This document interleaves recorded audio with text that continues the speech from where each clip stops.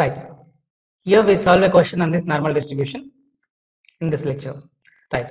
The question is given as if the weights of 300 students are normally distributed. The weights of the students are normally distributed and the mean of the distribution is 68 kg and standard deviation is 3 kgs. Then the question is how many students will have weights. Question number 1 is greater than 72 and less than 64 and third one is between 65 and 71 kg. So firstly let me define the height, the weights of the students as a random variable. Let the random variable x is denoting the weights of students. Suppose if I define the random variable x as the number of weights of the students and it is clearly mentioned in the question that it is following the normal distribution. So random variable x is following the normal distribution. And you are interested in finding the number of students whose weights are greater than 72 kg. So before finding the number of students which are having, whoever are having the weights greater than 72, let me find out the probability first. The probability, whenever the students, the height, the weights are greater than 72. And if we multiply with a given number of students, that would be giving you the number of students having weights greater than 72. So firstly, let me find out the probability. See, while solving the first question, you are interested in finding the probability whenever the weight is greater than 72 kg. This is what you are finding. And to find this, since your random variable is in terms of x, let me standardize this random variable x. So as we know already, the standard normal variable z is given as x minus mu over sigma. So whenever x is greater than 72, what is the scale in terms of z? So what is the corresponding z when x is 72? That's what I am finding using this relation. So when x is 72, your z will be 72 minus mu and sigmas are also given in the question itself, like mean is 68 and the standard deviation is 3. So in the given question itself, like mean is 68 kg and standard deviation sigma is equals to 3 kg. So here if you substitute, it is 68 by sigma means 3. And this is 4 over 3, approximately 1.33. So when x is 72, the corresponding z is 1.33. So instead of finding probability when x is greater than 72, you may be writing the same statement as probability whenever z is greater than 1.33. Both are same statement. This is in standard normal variable scale and this is normal variable scale. So since x is following the normal distribution, obviously z follows standard normal distribution and I am drawing a graph for this normal distribution. Your normal distribution will look in this way, whereas the mean of the distribution for the standard normal variable z as 0. Of course, the mean for x is 68, but the same for the standard normal variable z will be 0. And you are interested in finding the probability whenever z is greater than 1.33. So somewhere here you can write 1.33, which is z value. Because you have written this 1.33 in the right side of z is equal to 0 because it is a positive number. So whenever your z is negative number, you will be writing in the left side of z is equal to 0, right? So this is the value of z, which is 1.33, and you are finding the probability whenever the random variable z is greater than 1.33. I mean to say the area, probability means area, whenever z is greater than 1.33. I mean to say this part. You are interested in finding this area. Area means probability. But your statistical table, normal distribution table, always will be giving the values whenever the area in between 0 and z. I mean to say, suppose you are interested in finding between 0 and 1.33, that would be given in normal distribution table. I mean, the area from 0 to 1.33 will be there in the table, and we'll make use of that value to recognize this area. And we already know that the area from 0 to the infinity will be given as 0.5 because the complete area is equal to 1 units. From 0 to right side will be 0.5 and left side of 0 is also 0.5 units. And we are making use of these two values, like the right side area is 0.5 and from the statistical table this area would be something. And from 0.5 if you subtract this area, you will be that would be giving you this area, required area. So I am using the logic that this will be obtained as half minus area of 1.33. Area of 1.33 means area from 0 to 1.33. I mean, so this area that is indicated by area of 1.33. And see, and if you use the statistical table of this normal 0 to z sense, that would be giving you 0.408. This value has come from the table I am telling you, from the normal table, and that is giving 0.0918. So this is the probability or the area when the random variable x, I mean to say weights, is greater than 72. Hope you understand that. See, if this is the probability and you are interested in finding the number of students whose weights are greater than 72, we need to multiply this probability with a given number of students, 300. So the number of students,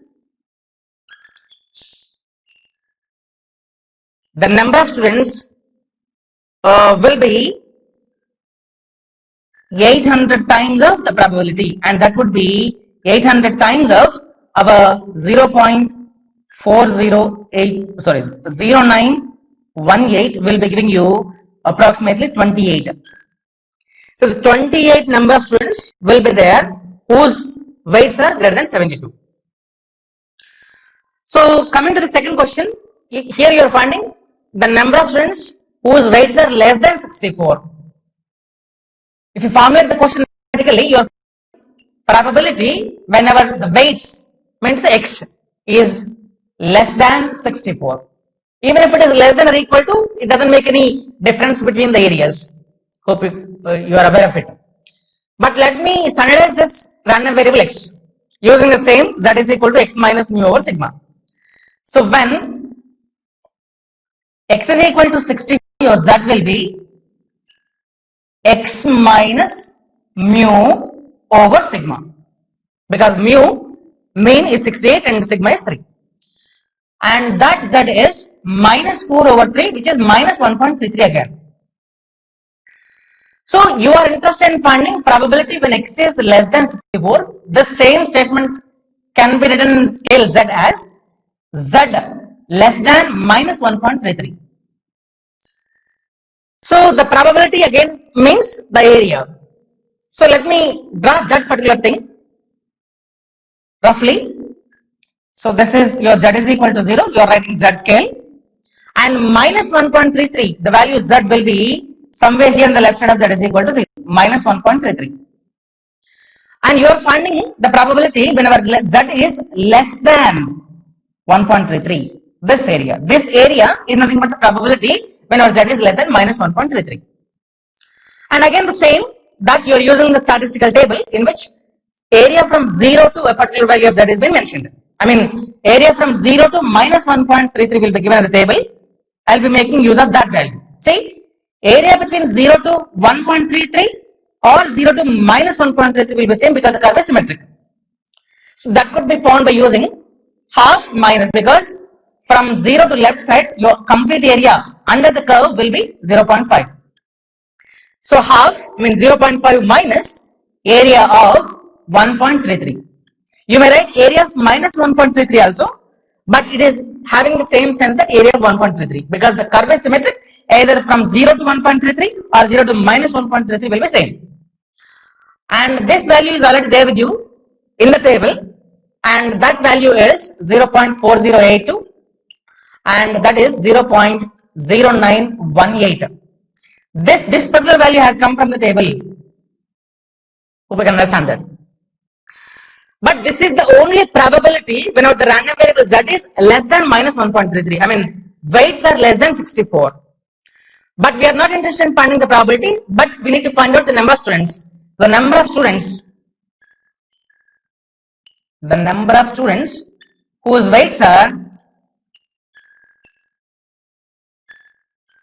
less than 64 will be, so total number of students times the probability, and that is 800 times 0.0918, and this is again approximately 28 in number. So there are 28 students whose weights are less than 64. And the third question is asked to find out the number of students whose weights are between 65 and 71. So let me formulate that mathematically first. You are finding the probability, we have to find out the number of students. So probability, whenever the random variable X, I meant to say weights are in between 65 and 71. Either you write less than or equal to or strictly less than, it doesn't affect the probability because it is continuous random variable. And this scale is in terms of X. We need to standardize that using the same, like Z is equal to X minus mu over sigma. So whenever X is equal to 65, your Z will be X minus mu over sigma, that is minus 3 over 3, which will be minus 1. And even whenever X is equal to 71 also, your Z will be 71 minus 68 by 3, which is 3 over 3, which will be again 1. So your probability whenever 65 is less than X is less than 71 means minus 1 less than Z less than 1. So this is in normal variable X and this is in standard normal variable Z. Both are same. And let me formulate this as an area. So that is roughly giving you, the rough sketch of this would be something like this. So the probability in between 65 and 71 is equivalent to the random variable Z is in between minus 1 and 1's probability. And let me show this as an area. So your normal curve will be something like this. And where whose mean for the standard one normal variable Z is 0. And between minus 1 and 1 we need, whenever Z is taking minus 1 will be left side of Z is equal to 0 and 1 will be right side of Z is equals to 0. And that is why you are finding these probabilities. Probability means the area between minus 1 and 1. This is what we are interested in. But from the statistical table, you will be knowing the values between 0 to something, like 0 to 1 will be there in the statistical table. I mean to say area of 1, I can indicate it as. And of course, since the curve is symmetric, whatever the height is there here, the same height will be there here. So area of minus 1 is also means the same, like area from 0 to minus 1 is same as area from 0 to 1. And to get this complete area, you're adding those two values. I mean, this would come, probability whenever Z is in between minus 1 and 1 will be obtained by using area of 1, area from 0 to 1 it means, plus area of minus 1. Area of minus 1 is also same area of 1. So I can say 2 times of area of 1. This area of 1 value will come from the normal distribution table. And that value is 0.3413 and this is multiplied by 2. And that will be 0.6826. See, this value area of 1 has come from the table, normal distribution table. This is already available to you, right? But see, this is the probability whenever the weights are in between 65 and 71. But we don't need the probability, we are interested in finding the number of students. Out of these students, if the probability is this much, the total number of students whose weights are in between 65 and 71 will be 800 times of the probability. That is 800 times of 0.6826 is roughly 205. So these many students will be there between whose weights between 65 and 71. So this is how we make use of the statistical tables while solving questions on this normal distribution.